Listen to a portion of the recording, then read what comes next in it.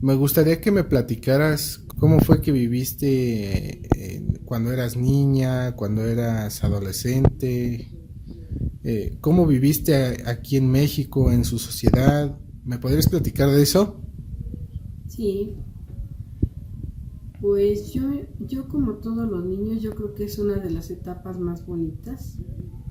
Mis papás eran, mi mamá era de Michoacán, mi papá era de Oaxaca, y entonces de esa forma y con esas costumbres nos fueron educando.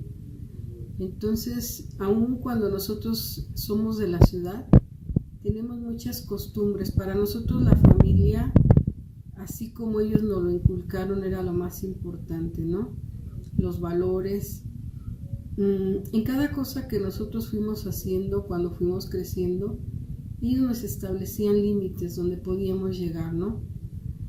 Fue bonito porque nosotros nuestras vacaciones era visitar a los abuelos en provincia y ellos así como que era algo similar como los abuelos de hoy que cuidan a los nietos, ¿no? Ellos nos contaban sus anécdotas, convivíamos con ellos dentro de sus lugares de origen, que para nosotros que éramos de la ciudad pues eran fascinantes. Entonces pues tenemos parte y parte de lo que es eh, pues una persona que vive y que nace aquí en la ciudad y de una persona que tiene costumbres, que tiene una educación de provincia. Entonces, por eso se me hizo muy bonito. Conforme fuimos creciendo, pues aún los papás como que siempre cuidaron de nosotros, ¿no? Cuidaron de nosotros, de nuestro crecimiento, de nuestra educación, de nuestra escuela. Ellos en nosotros proyectaban muchas cosas como el cuando tú seas grande vas a trabajar en una empresa, vas a tener que estudiar para destacar, ¿no? Entonces fue bonito y en el caso de nosotros que éramos hombres y mujeres, ellos nos trataban por igual. Los fines de semana que ya nosotros estábamos en casa, trabajábamos todos, mis hermanos y nosotros como mujeres igual. Llegamos a un momento en que empezamos a trabajar y estudiar. Y claro, como nuestra sociedad lo ha marcado, ¿no? Siempre los hombres tienen un poquito más de libertad, no de confianza, porque los papás también a las mujeres nos daban mucha confianza, ¿no? Pero sí de libertades porque ellos decían es que la mujer puede tener ciertos peligros, ¿no? De andar a ciertas horas en ciertos lugares o con algunas personas porque ellos todavía nos seleccionaban quiénes eran nuestras amistades, ¿no? Entonces esa etapa de niños pues fue muy bonita porque era cuidada por ellos. Cuando tú empezaste a trabajar, ¿notaste alguna diferencia con tu trato, cosas así pues por ser mujer o algo así diferente? Pues en el trabajo no, en casa sí porque mi papá todavía seguía acompañándome, esperándome, buscando, ¿no? Pero en el trabajo no. En el trabajo yo creo que sí era igual. Y a mi pensar, pues en la mayoría de los trabajos ya tenemos muchas oportunidades, ¿no? Si somos gente preparada, yo digo que en muchos lugares ya tenemos oportunidades. ¿Cuándo empezaste a trabajar? Pues tenía como 16 años.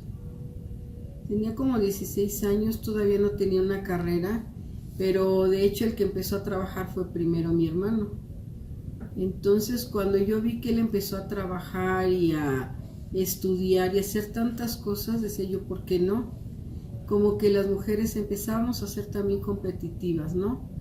Y entonces yo le dije a mi papá, es que yo quiero trabajar, ¿por qué? Porque yo veo que Enrique es más independiente con su trabajo, con su escuela. Y yo quería eso mismo, ¿no? Yo creo que las mujeres, no por feminismo, no por muchas cosas, sino que también tenemos ese espíritu de competencia y de superación. porque yo me acuerdo dentro de lo que nos gustaba, así como a todos los jóvenes, divertirnos, tener amistades y eso, establecíamos límites, y límites en el que no nos perjudicara la escuela, ¿no? Para nosotros no era alternativa que reprobáramos materias, porque los papás se esforzaban bastante. Ahora ya tenemos en la actualidad muchos papás que son profesionistas y que tienen los trabajos para proporcionarle a sus hijos lo necesario, ¿no? Pero en nuestras familias de antes los papás apenas tenían algún estudio, no tenían carreras, y nuestras familias no eran de 1 o 2. Nuestras familias pequeñas de aquel entonces éramos 5 o 4.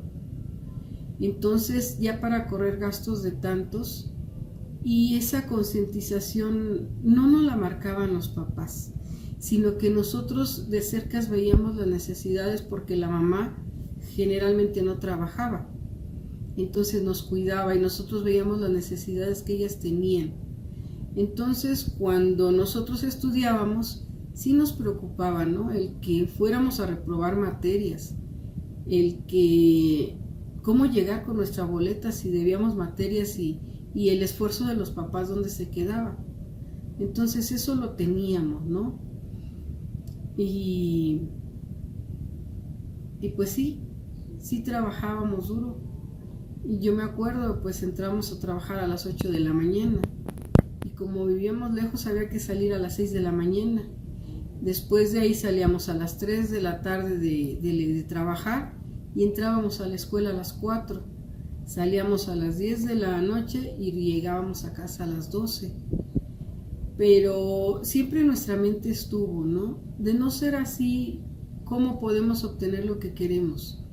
Y a pesar de que teníamos lo necesario, creo que siempre proyectábamos el querer tener más, el querer vivir mejor. Y a lo mejor, como ellos tenían 5 hijos y los veíamos siempre atareados, no el tener más o no tener muchos hijos, ¿no? Pero sí el tener un mejor trabajo, sí tener un mejor nivel de vida que lo que teníamos con los papás.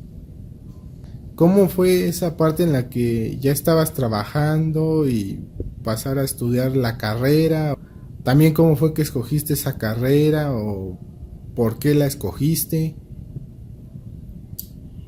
Yo creo que algunas personas, desde que somos jóvenes, vemos la necesidad de nuestra familia y nosotros mismos generamos necesidades.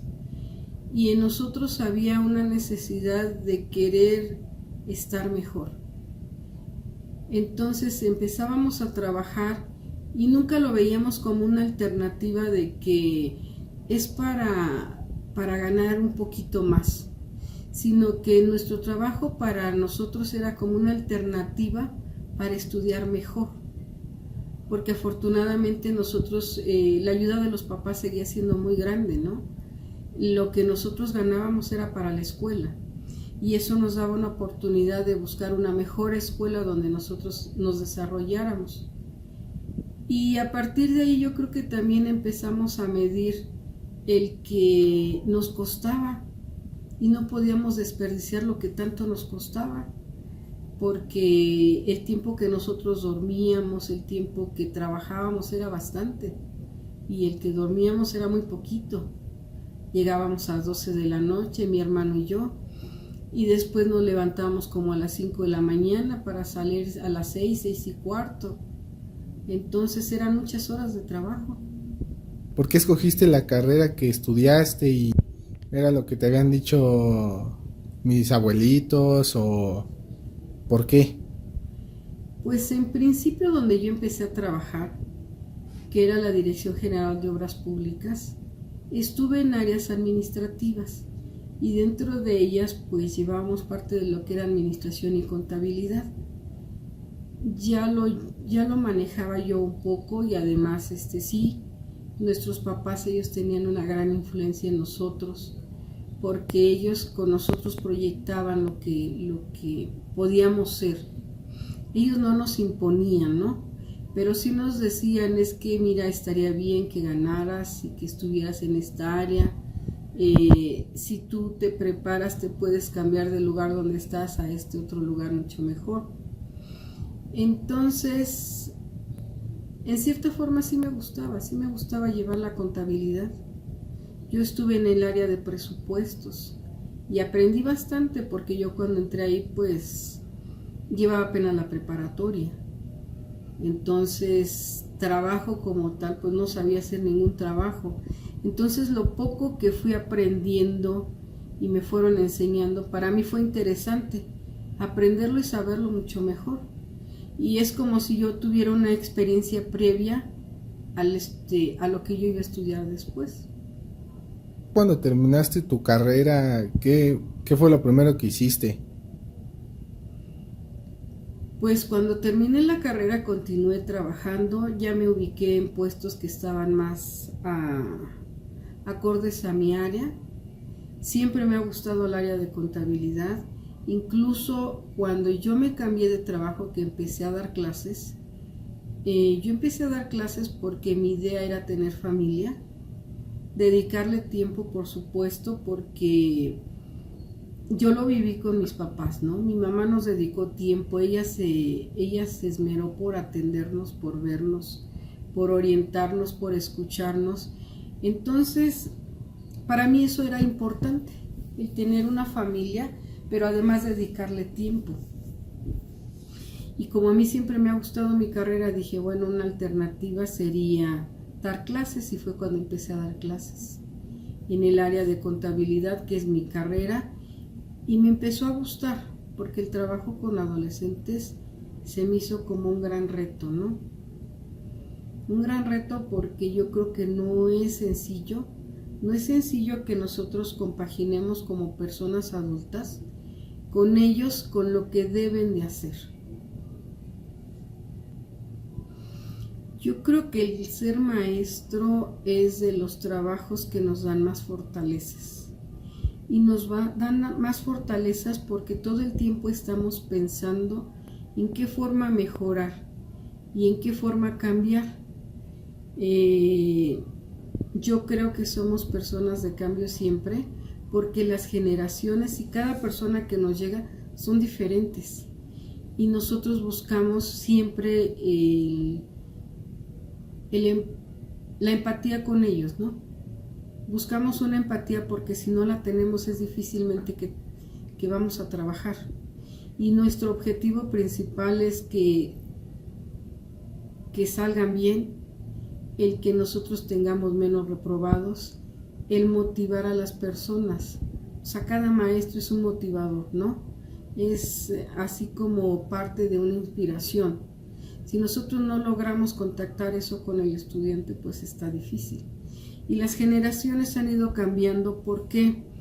Porque sí llega un momento en que nosotros comparamos nuestra generación con las que vamos teniendo. Y nuestra generación estaba muy hecha de familia, con valores, con principios, con límites.